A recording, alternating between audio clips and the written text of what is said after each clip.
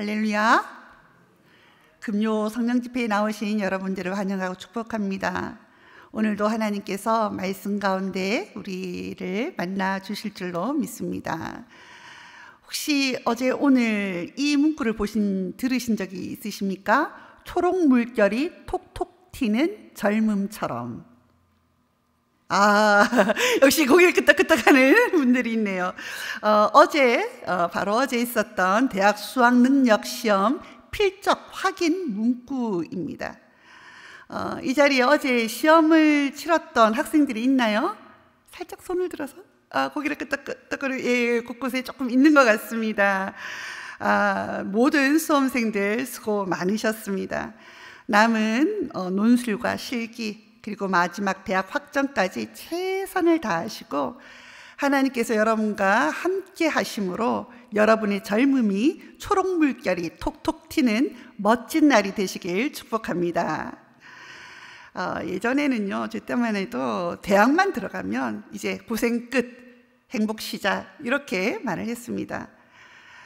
그런데 요즘에 이제 청년들을 보면 꼭 그렇지만은 않은 것 같습니다.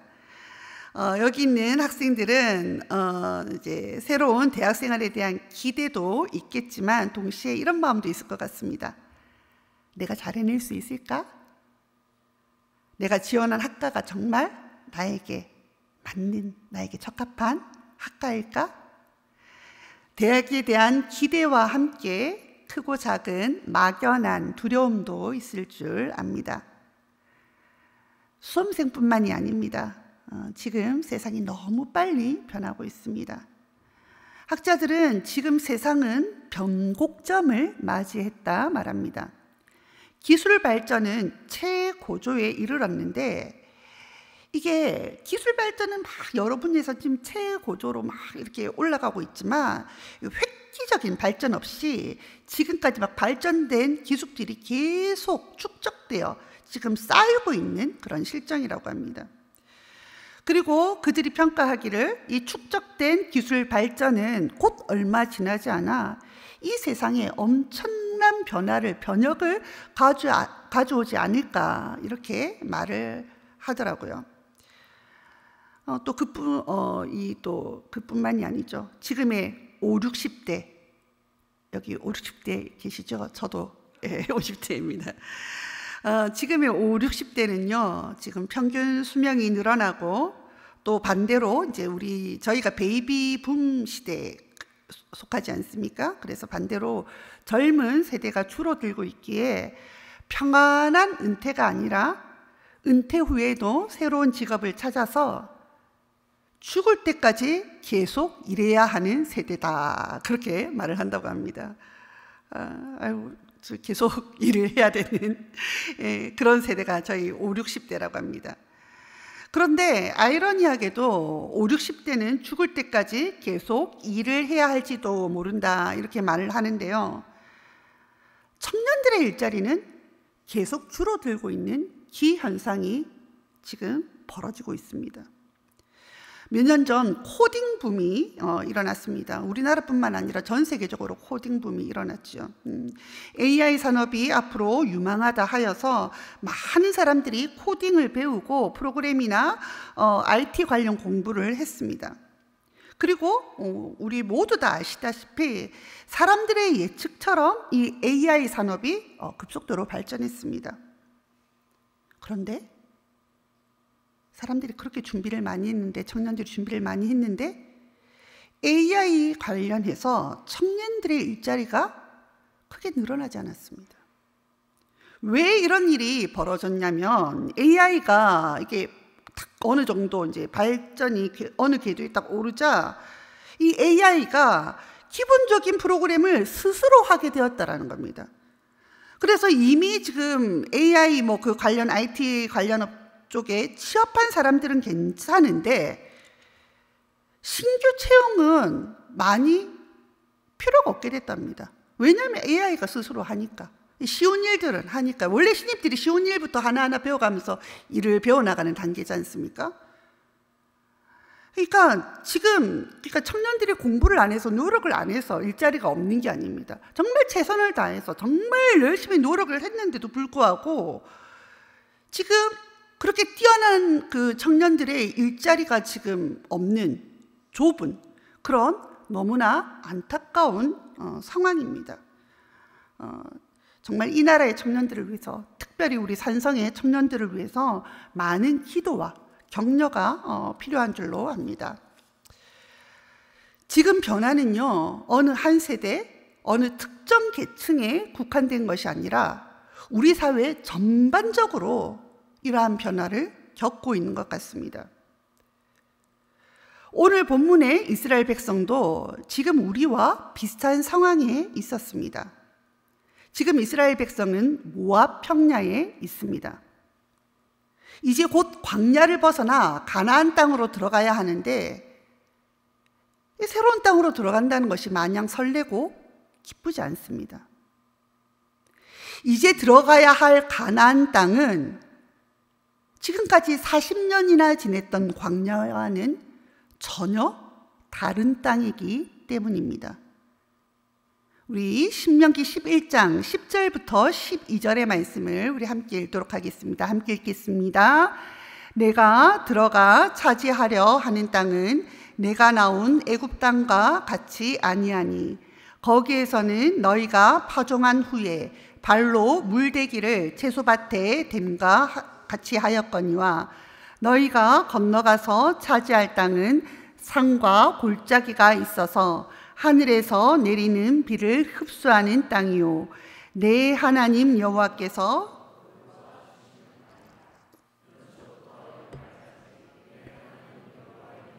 항상 그 위에 있느니라. 아멘. 가나안 땅은 지금까지 이스라엘 백성이 살았던 곳과는 전혀 다른 곳입니다. 광야와도 다르고 이전 어른들이 살았던 애굽 땅과도 다른 곳입니다. 애굽은 유량이 풍부한 나일강이 있어 나일강이 범람하는 때를 맞춰서 농사짓고 나일강에서 계속 물을 가져오면 됐었는데 가나안 땅은 산과 골짜기가 있고 하늘에서 내리는 비를 흡수하는 땅이라고 하나님 말씀하십니다. 오늘날 우리는 이스라엘이 우기와 건기가 있고 그 땅이 석회암 지대라서 물을 잘 흡수하는 곳이라는 사실을 우리 알고 있지만 40년 동안 그냥 광야에서 지내던 그 광야에서 헤매던 이스라엘 백성이 지금 하나님께서 하시는 말씀을 잘 이해할 수 있었을까요? 산과 골짜기 그냥 어렴풋하게 생각했겠죠. 근데 하늘에서 내리는 비를 흡수하는 이게 뭘까? 그들은 잘 실감이 나지 않았을 것입니다. 가나안은 기후와 지역만 다른 것이 아니라 전혀 다른 산업과 문화를 가지고 있었습니다. 지금까지 광야에서는 하나님이 매일 내려주시는 만나와 메추라기로 살아왔는데 가나안 땅에 들어가면 농사를 지어야 합니다. 이들은 농사를 배운 적이 없습니다.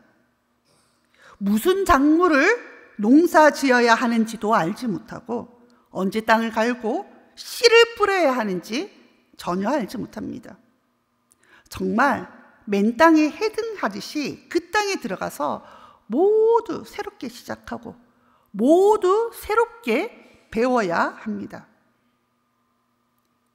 그런데요, 하나님은 앞으로 이스라엘 백성이 들어갈 그 땅에 대해서 중요한 정보 하나를 알려주십니다. 우리 12절 말씀을 함께 읽도록 하겠습니다. 다시 한번 더 읽겠습니다. 내 하나님 여호와께서 돌보아 주시는 땅이라. 연초부터 연말까지 내 하나님 여호와의 눈이 항상 그 위에 있느니라. 아멘. 지금 이스라엘이 들어갈 가나안 땅은 너무나 낯선 세상입니다. 하지만 하나님이 들어가라 명하신 가나안 땅은 하나님이 돌보아 주시는 땅이라 말씀하십니다. 우리 모두는 지금 점점 변화하는 세계를 맞이하고 있습니다. 어떤 분야가 어떻게 발전하고 변화할지 막막합니다. 하지만 그 변화하는 세계 또한 하나님께서 돌보아 주실 땅일 줄로 믿습니다. 연초부터 연말까지 하나님 여호와의 눈이 항상 지키시며 함께할 세상임을 믿습니다. AI와 가상 자산이 등장하면서 세계 경제와 정세는 지금 많은 변화를 맞고 있습니다. 이게 이제 좀 분명한 모양인지요. 지금 공영방송에서도 여기에 대한 정보들을 많이 알려주고 있습니다. 특히 작년 미국의 트럼프 대통령이 재선되면서 그 변화의 속도는 점점 더 빨라지는 것 같습니다. 그런데 2기 트럼프 행정부의 실질적인 브레인으로 언급되는 인물이 있는데 바로 피터 틸이란 인물입니다. 팔란티어 테크놀로지 회장이고 페이스북 이사인 이 피터 틸은 2000년 세계 최대의 전자결제 회사 페이팔을 만들고 만든 지 얼마 안 돼서 이거를 갖다 이베이에 팔았는데 15억 달러의 엄청난 금액을 받고 팔았답니다. 그리고 이 사람이 더 또 유명해진 것은요, 실리콘밸리에서 뭐 페이스북, 크랭크드인 뭐 이런 것들 스타트업을 갖다가 이렇게 조금 투자를 했는데 자기가 지원하는 거, 투자한 것들마다 정말 다 대박을 치는 거예요. 그래서 한때 실리콘밸리의 미다스의 손이다 이렇게 불렸던 사람입니다. 그리고 AI에는 2015년에는요 오픈 AI를 공동 설립했습니다. 엄청나죠. 근데 지금 이분이 지금 전 세계에서 굉장히 제일 핫한 분 중에 하나입니다. 그런데 이분이 저희 나라에 온 적이 있습니다. 조금 시간은 되었지만 우리나라에도 방문해서 TV에서 강연을 한 적이 있었습니다. 그때 자기가 어떻게 투자했고 어떻게 사업을 진행해야 하고 어떤 것을 찾아보고 이런 것들을 막 이야기를 하면서 그때 이제 사회자가 질문을 합니다. 이 사람이 막 하는 것마다 다 성공을 하니까 대박을 치니까요. 이 사회자가 뭐라고 물었냐면 어떻게 미래를 먼저 예측하고 선제적 투자를 할 수 있습니까? 그 잘하는 방법이 비법이 무엇입니까? 라고 질문했습니다. 피터 틸의 답변은 이러했습니다. 공식은 없다.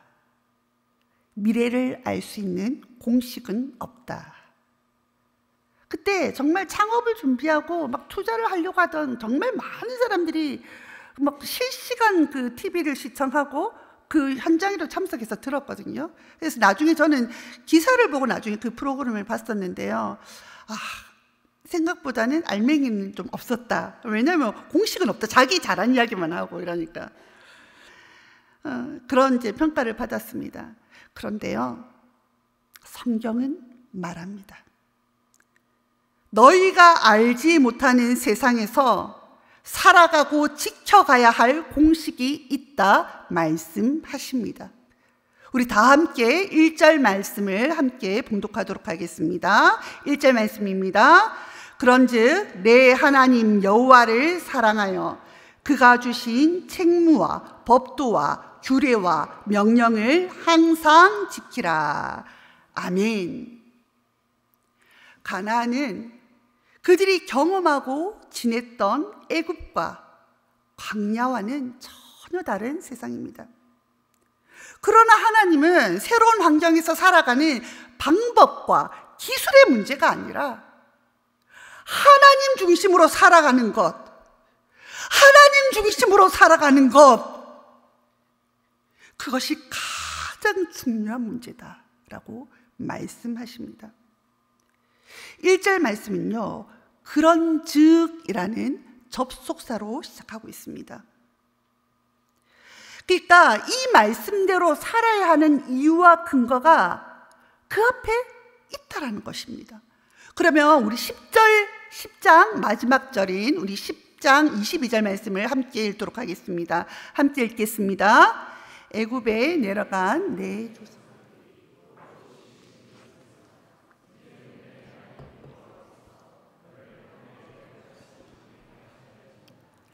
아멘.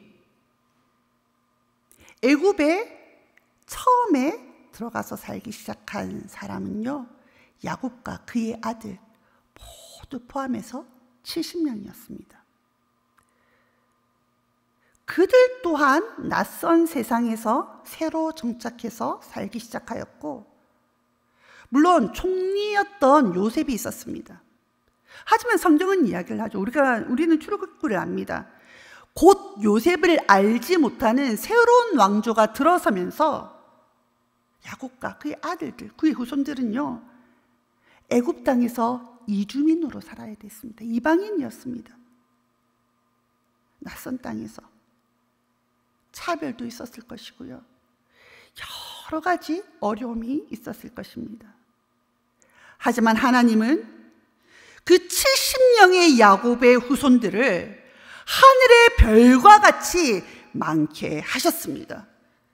애굽 사람들이 위협을 느낄 정도로 그 낯선 땅에서 하나님을 알고 하나님을 경외하던 이스라엘을 하나님 변성케 하셨습니다. 그런즉 내 하나님 여호와를 사랑하여 그가 주신 책무와 법도와 규례와 명령을 항상 지키라. 이 말씀은 나라와 시대와 지역을 초월하여 우리가 성공의 삶을 살기 위한 하나님께서 주신 공식인 줄로 믿습니다. 하나님은 이 말씀을 하시면서 이스라엘에게 하나님을 사랑하여 주신 책무와 법도와 규례와 명령을 잘 지킬 수 있도록 기억하라 라고 명령하십니다. 그러면 하나님께서 우리에게 무엇을 기억하라 명하셨는지 이 시간 함께 살펴보길 원합니다. 우리 2절과 3절 말씀입니다. 함께 읽겠습니다. 너희의 자녀는 알지도 못하고 보지도 못하였으나 너희가 오늘날 기억할 것은 너희의 하나님 여호와의 교훈과 그의 위엄과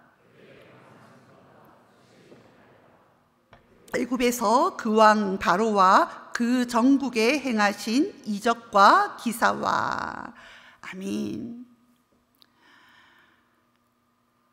가장 먼저 기억해야 할 것은 하나님의 가르침과 전능하심이십니다. 또한 하나님께서 삶 속에 행하셨던 일들을 기억해야 합니다.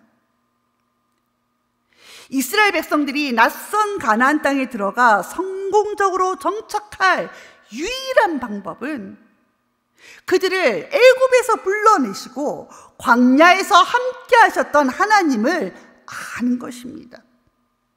하나님께서 이스라엘을 위해서 하신 일들을 아는 것입니다.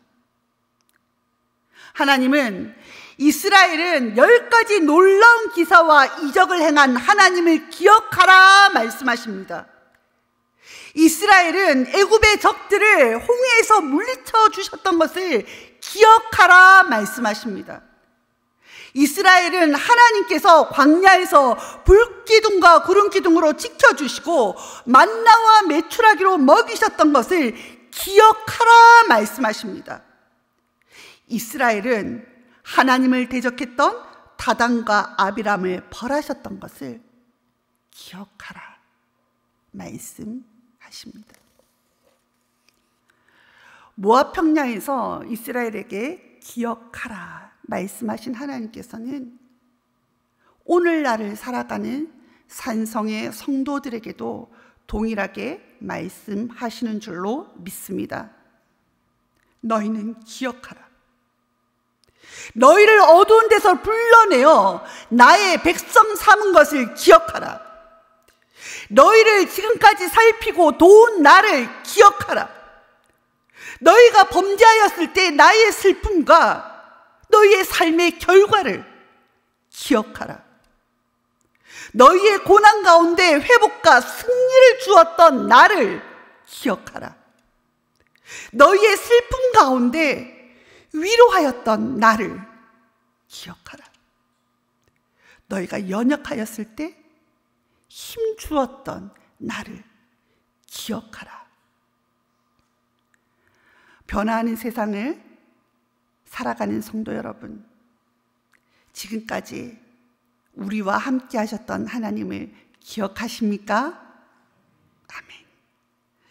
그 인생의 여정 가운데 깨닫게 하셨던 하나님의 교훈과 하나님의 말씀을 기억하십니까? 아멘. 하나님은 하나님을 기억하는 자들에게 이렇게 약속하십니다. 우리 7절부터 9절의 말씀을 함께 읽도록 하겠습니다. 7절 말씀입니다. 너희가 여호와께서 행하신 이 모든 큰 일을 너희의 눈으로 보았느니라. 그러므로 너희는 내가 오늘 너희에게 명하는 모든 명령을 지키라. 그리하면 너희가 강성할 것이요 너희가 건너갈 차지할 땅에 들어가서 그것을 차지할 것이며 또 여호와께서 너희의 조상들에게 맹세하여 그들과 그들의 후손에게 주리라고 하신 땅, 곧 젖과 꿀이 흐르는 땅에서 너희의 날이 장구하리라. 아멘.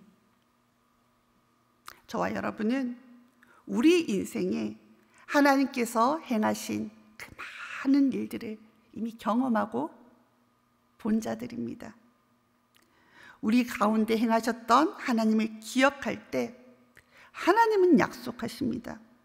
그리하면 너희가 강성할 것이고 건너가 차지할 것이고 너희 날이 장구하리라 말씀하십니다.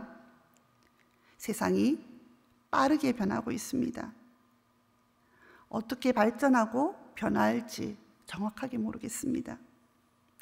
그러나 하나님은 나를 기억하고 내가 준 책무와 법도와 규례와 명령을 지키라고 말씀하십니다. 이 말씀은 가나안 땅을 앞둔 이스라엘에게 능력이 되었을 뿐만 아니라 중세에서 벗어나 과학이 막 발달하기 시작하면서 무신론이 하나님이 없다, 그런 무신론이 팽배했던 시대에도 신앙의 자유를 찾아 대서양을 건너갔던 청교도들에게도 나라를 잃어 절망 가운데 있었던 우리의 믿음의 선조들에게도 힘과 능력이 되었습니다. 하나님은 기억하십니다.